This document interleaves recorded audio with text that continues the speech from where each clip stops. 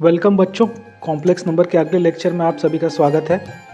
आज हम लोग कॉम्प्लेक्स नंबर से रिलेटेड कुछ और ज्योमेट्री की चीज़ें देखेंगे। तो कॉम्प्लेक्स नंबर की थ्योरी अब ख़त्म ही होने वाली है, तो हम लोग कुछ क्वेश्चंस और प्रैक्टिस करेंगे, उसके बाद अगले चैप्टर में एंटर करेंगे। एक कॉन्सेप्ट होता है कोनी मेथड या रोटेशन मेथड। ठीक है, इसका रिज़ल्ट ये है कि आप लोग लिख सकते हो Z3 minus Z1 upon Z2 minus Z1। इस कॉम्प्लेक्स नंबर का हम लोग लिख सकते हैं इसका मॉड इनटू ये वाली चीज़ का अर्ग क्या होगा, अर्ग of this line segment minus this, यानी अल्फा हो जाता है ये। ठीक है ना, तो इसको आप ये लिख सकते हो। ठीक है, ये होता है Coni rotation method. Z3 minus Z1 upon Z2 minus Z1 is equals to mod of Z3 minus Z1 upon Z2 minus Z1 into e i alpha. Alpha इस चीज़ का अर्ग है।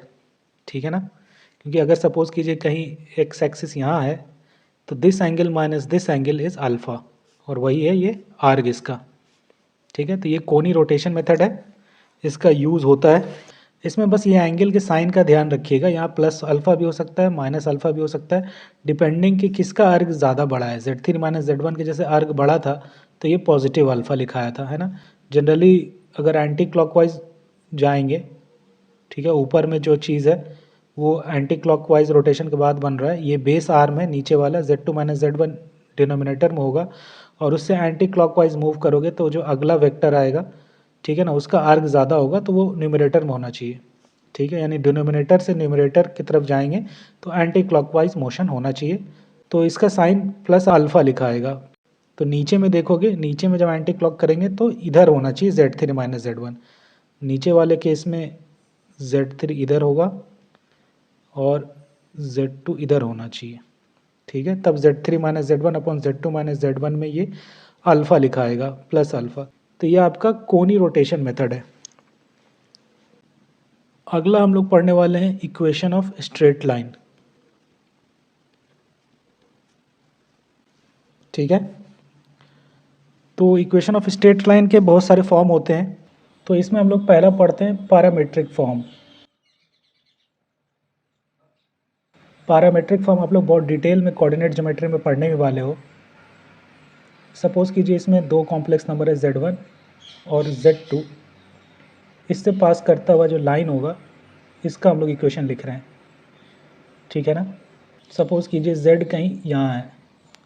देखिए आप Z को क्या लिख सकते हो वेक्टर के टर्म में, इसको समझिए कि Z जो वेक्टर होगा, मतलब ओरिजिन अगर यहाँ है तो आपका Z वेक्टर यहाँ है ना, ये इसको आप लिख सकते हो Z1 vector plus this vector.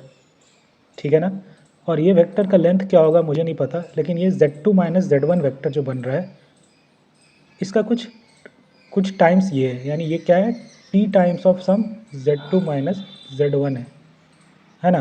तो आप Z वेक्टर को लिख सकते हो Z1 vector plus t times of Z2 minus Z1। तो यहाँ से Z क्या आ रहा है, ये हो जा रहा है t times of Z2 plus 1 minus t times of Z1। ठीक है, t अगर पॉजिटिव लोगे तो Z1 में इस साइड वाली चीज़ ऐड होगी, और t निगेटिव कर दोगे तो इधर वाला पोर्शन ऐड होगा, है ना। लेकिन ऐड क्या हो रहा है Z1 में, इस लाइन के लॉन्ग कुछ लेंथ ऐड हो रहा है, कभी इतना ऐड होगा t के हिसाब से, कभी इतना ऐड होगा, कभी इधर वाला चीज़ ऐड होगा, कभी ये ऐड होगा। तो क्या बनेगा, z जो है इसी लाइन पे मुझे मिलता जाएगा depending upon the parameter t। तो ये होता है parametric form of equation of line passing through Z1 and Z2। इसी को हम लोग ऐसे भी लिख सकते हैं, Z2 Z1 को आपस में एक्सचेंज कर दीजिए, कोई दिक्कत नहीं है। तो t times of Z1 plus 1 minus t times of Z2। ठीक है ना, क्योंकि इसको आप अभी हम लोग क्या लिखे थे, Z1 plus t times of Z2 minus Z1।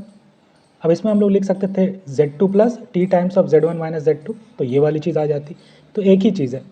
So this is the equation of line in parametric form passing through points Z1 and Z2। अगला एक हो सकता है आर्गूमेंट के फॉर्म में।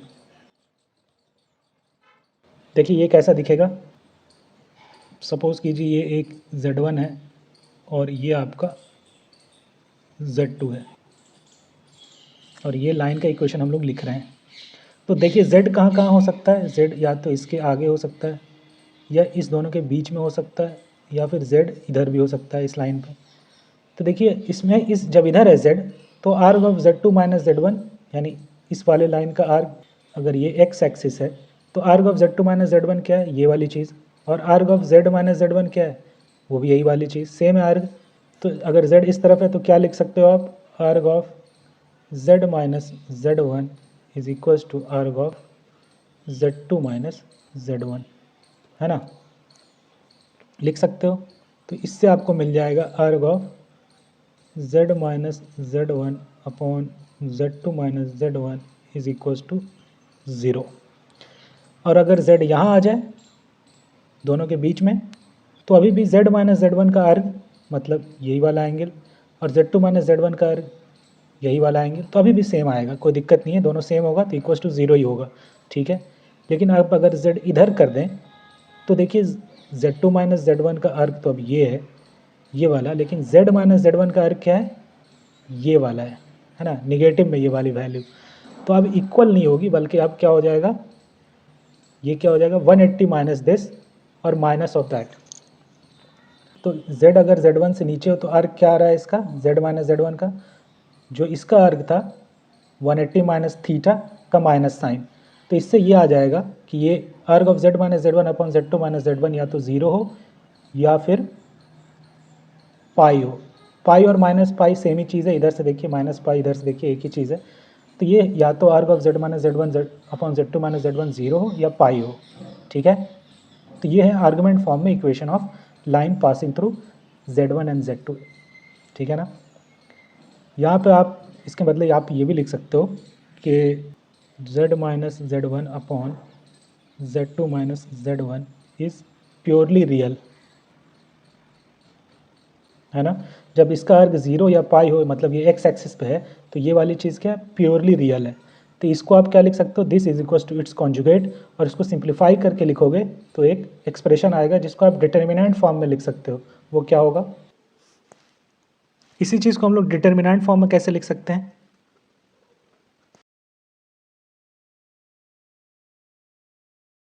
यानी this is equals to its का conjugate, तो उसको कॉन्जुगेट इक्वल्स लिखोगे, सिंप्लीफाई करोगे तो जो एक्सप्रेशन आएगा उसको आप डिटर्मिनेंट के फॉर्म में इस तरह से लिख सकते हो, z conjugate 1, z1 conjugate 1, z2 conjugate 1 is equals to 0।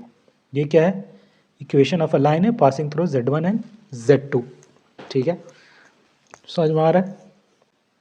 और यहीं से कॉलिनियरिटी की टेस्ट आ जाती है।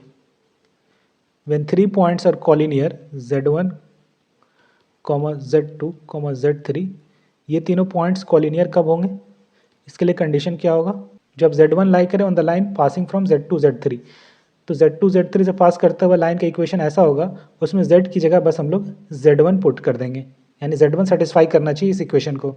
तो क्या बन जाएगा condition, z1 conjugate 1, z2 conjugate 1, z3 conjugate 1 is equals to 0। ये आपका कंडीशन हो गया कॉलिनियरिटी के लिए, ठीक है ना। इसको आप लोग याद रख सकते हो, ज़्यादा भारी नहीं है। देखिए ज़्यादा फार्मूला याद रखने की ज़रूरत नहीं है मेंस के लिए। तो देखिए जेईई मेंस में आपको सफिशिएंट टाइम मिलता है तो ज़्यादा फार्मूला नहीं रटने हैं, लेकिन जो जो आसान है उसको रट सकते हैं, ठीक है। तो ये आपका कॉलिनियरिटी का टेस्ट हो गया। अब थोड़ा हम लोग देखते हैं general equation of a straight line.